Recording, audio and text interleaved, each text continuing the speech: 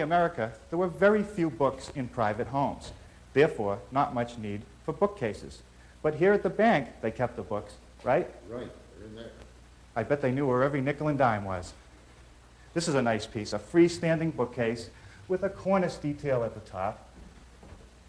And inside, an adjustable shelf feature. You thought that was a modern device. It appears that the cabinet is built from some pine, but if you look at the inside of the door, you see that it's pine on the inside and that it has a mahogany veneer on the outside.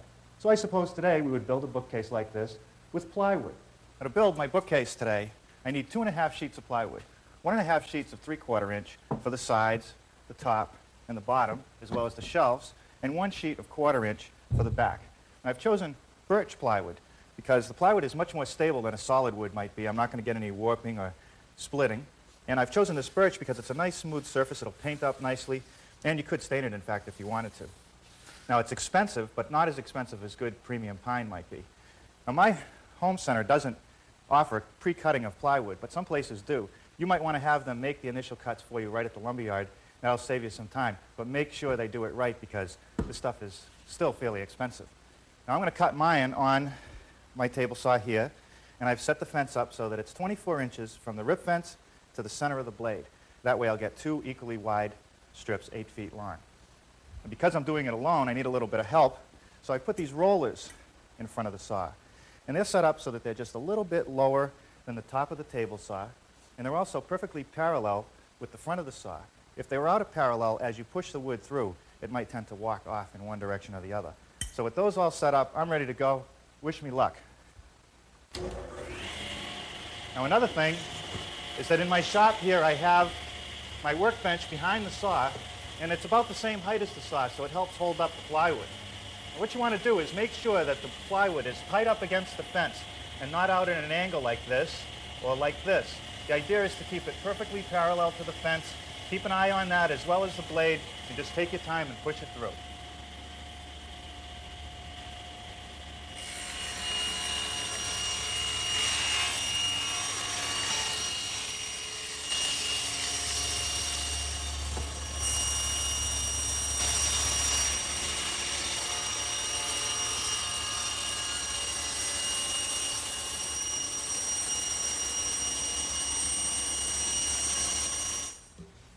All right, this is 1 sheet that's been ripped in half, and now I need 1 more half sheet, so I'll rip this one over here. Now, you know, if you don't have a table saw that rips the 24-inch widths, and you can't get your lumberyard to make the initial cuts for you, you could think about using a straight edge and just an ordinary circular saw. You can do a pretty good job with that, but this is really the way to go. So now I need 2 pieces, 11 3/4 inches for the sides of the bookcase. And I'll set my rip fence, again making sure to get an accurate measurement between the fence and the saw blade. And I'll rip those 2 pieces from one of my half sheets.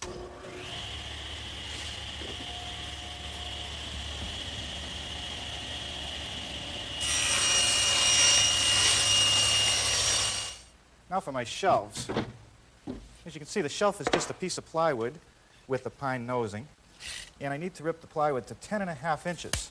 Let's see, if I rip 3 strips 8 feet long, that'll give me enough material for 6 shelves. I'll reset my saw to 10.5.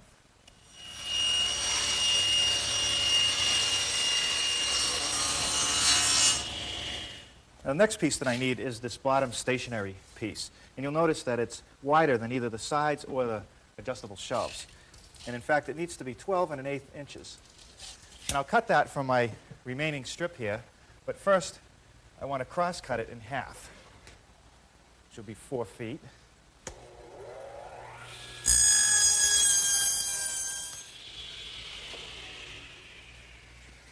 Okay, now I'm going to rip it on the table saw, which is already set at 12 1/8.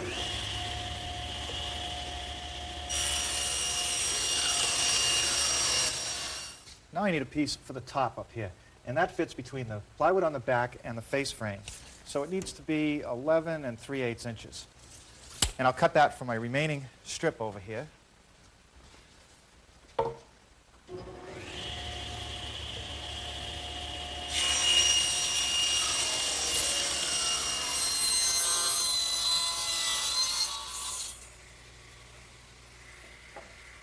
This part of the operation is cutting to length.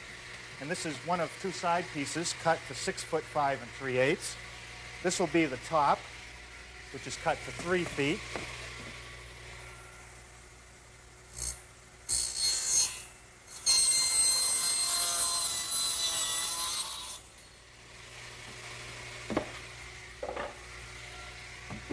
This will be our bottom, cut to 2 foot 11 1/4 inches.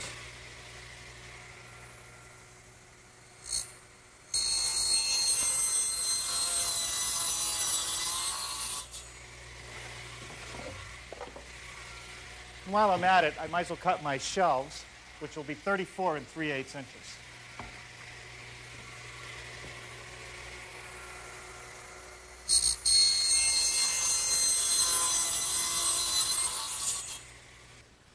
With these scrap pieces, I can show you how we join the bottom to the sides. We'll cut a dado in the side pieces, into which we'll just slip our bottom. And that's just a regular dado joint, which is a very strong connection. And we'll do that right over on the table saw. Now to do this joint, I'm using a dado head, which I've set to take out a 3/4 inch wide by 3/8 inch deep dado. And it's just 2 blades that are set at angles to one another. And I'm going to use my T-square in combination with my rip fence, which is something you should never do unless you have this guide block in place. Without the guide block, you stand the chance of bind up and possible kickback of the wood as you push it through. The guide block is just a reference so that my dado will end up in the right place. In this case, from the bottom of the side piece to the top of the dado is 5 inches. So as I push it through, it starts me in the right place, but it also gives me clearance here so that I don't have any bind up and possible kickback. So now I'm ready to start with one of my side pieces and make that dado cut.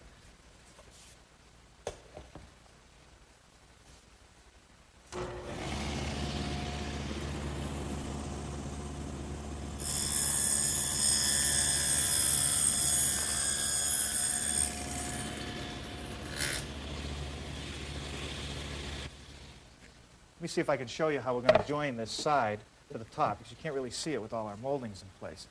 What we're going to do is put a rabbet in the top piece, and that'll sit over the side pieces like that. And we'll do that operation on the table saw also. Again, using the dado head, and I've set it up so that it'll remove 3/4 of an inch by 3/8 of an inch.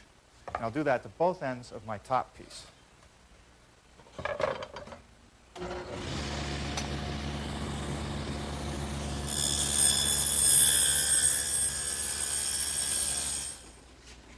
Now, the back of the bookcase has this 1/4 inch plywood, which is recessed into the side panels.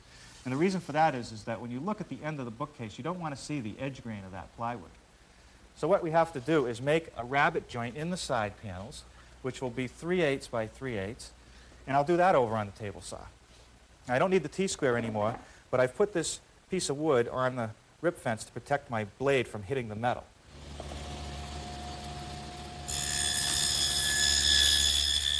Our adjustable shelves are held in place by these shelf standards and clips. And I suppose we could just mount these standards right on the surface like this. But for a couple minutes extra work, by cutting 2 dados, they'll be recessed and it'll give you that nice clean look.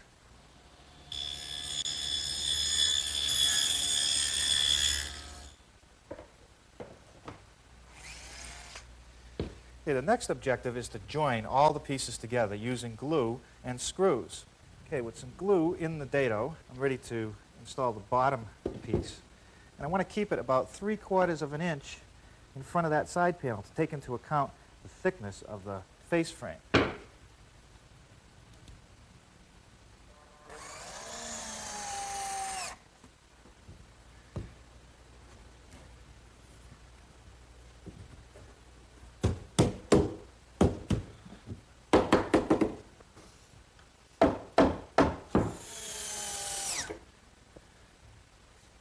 Okay, the next thing that I have to do is cut this piece of 1/4 inch plywood to fit on the back.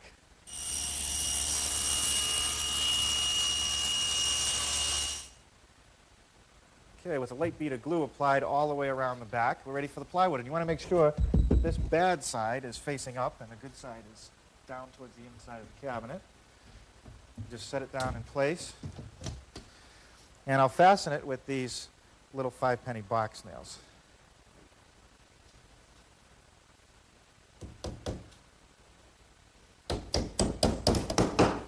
Okay, with the back all nailed in place, tip it up and clean off any excess glue that might have squeezed through with a damp sponge. And then I'm ready to start building my face frame. Now, let me show you how this face frame assembly goes together. But first I'll take off this crown molding header piece, and I can pull off this frame. And you can see it's just 3 pieces of wood, 2 stiles, 1 on each side, and a rail piece across the top. And they're joined together with a half lap joint that's glued and screwed together from the back side. Now let's start over here with our pieces for our bookcase. This is the header piece, 3 feet long, 4 3/4 inches wide. And I've set up the radial arm saw with the dado cutter in it to remove just enough material to make the half lap joint.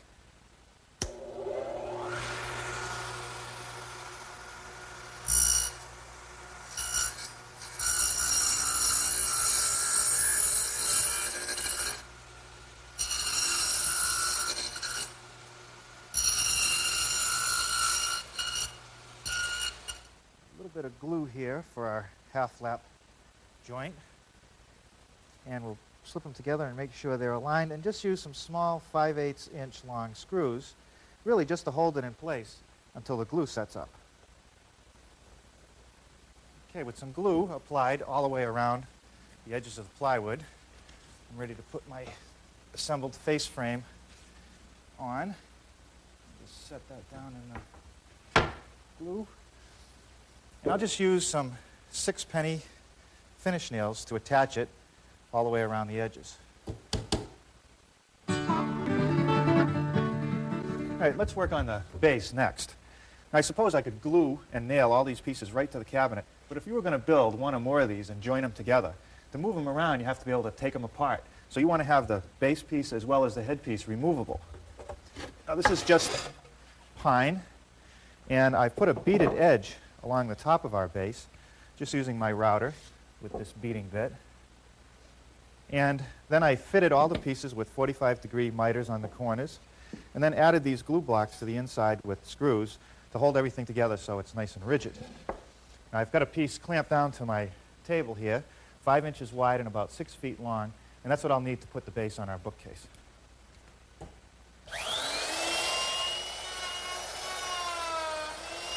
All right, now I'm going to do my mitering right here on the table saw using my T-square. But first, I'm going to rough cut the pieces with enough extra to do my final fitting. So I need 2 pieces, 14 inches, and the piece left over will do the front.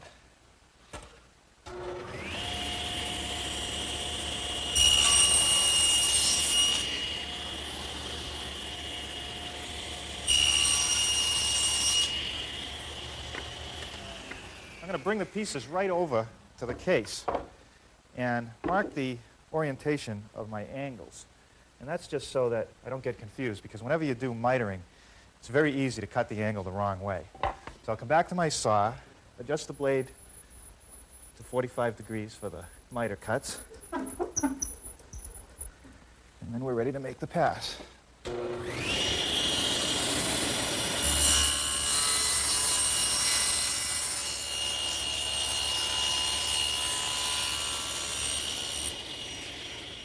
Let's begin to fit these pieces together. We'll check the front piece against the side piece, and that fits really well. So now we're going to hold it firmly in place, go across to the other side, and just put a little pencil mark where we want the miter to be. It's a good idea to have that just a little bit long, because you can always recut it later, and then also mark the orientation of the angle. Now, to make this miter cut, my mark is really on the wrong side of the board. It's over here, and the blade is here. So I'll flip it over, and using a square, just transfer a mark along the back of the board, marking it on this side, and that'll give me a guide to start through the saw blade. And again, I'm going to cut it a little long because I can always trim it up later.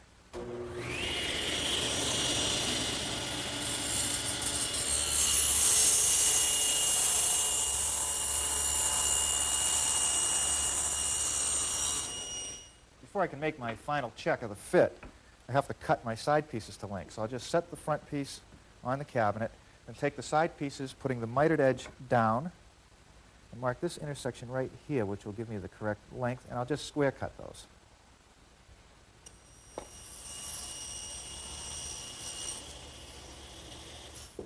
And now I'm ready to see how well these fit together. Okay, that fits pretty good. Now I'm ready to glue it up. These glue blocks really do a great job at strengthening those corners. So some glue on the block itself. Set it down on our side piece.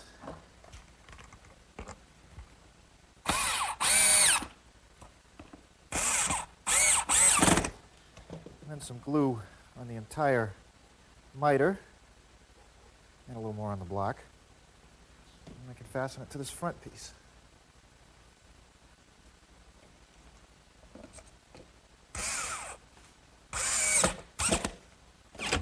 Okay, a few screws, and that'll hold the base in place. Now, the top section of our bookcase may look complicated, but in fact it's not that bad. It's 3 pieces of wood, a 3 5/8 inch crown molding that I picked up at the lumber yard, this angled piece right here that I made on the table saw, and a piece of 1 by 5 that I've rounded over the edges. Now the bottom edge was rounded over with a 1/2 inch rounding over bit in the router, and to make it a little bit softer on the top edge, I'm just going to use a 1/4 inch rounding over bit. And I'm ready to do that now.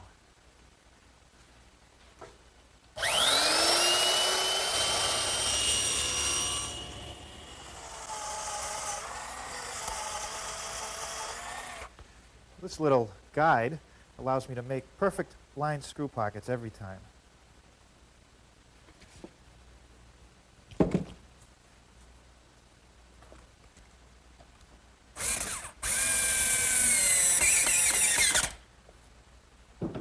Now this top assembly gets fastened to the cabinet with screws.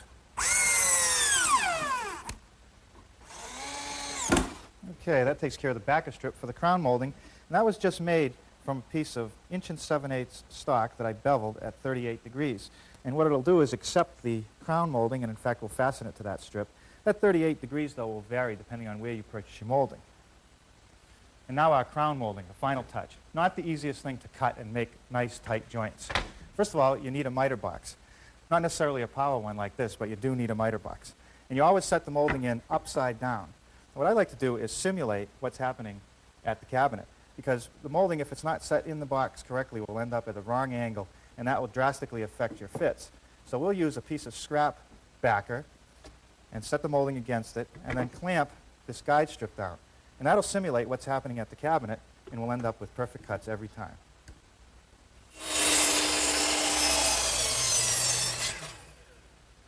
What would we ever do without this carpenter's glue? A little bit of glue on the joint, and I've already put some on my cleat.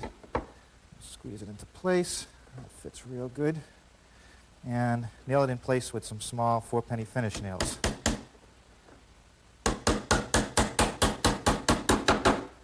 And now for probably the most important part of our bookcases, the shelves themselves. Let me show you how I made those.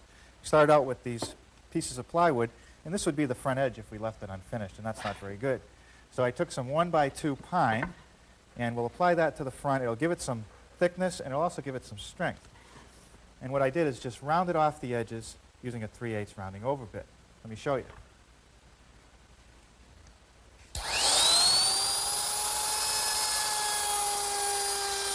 A little bit of glue, my milled front piece, put on with some 4-penny finish nails, and that's all there is to making shelves. Let me share a trade secret with you. Whenever I build these bookcases, I don't want to install these metal standards until after I've done any painting or staining to the inside of the cabinet. Believe me, it's real difficult to paint around them. But once the paint is dry and the standards are in place, set those shelves in and you're ready to start enjoying your bookcases.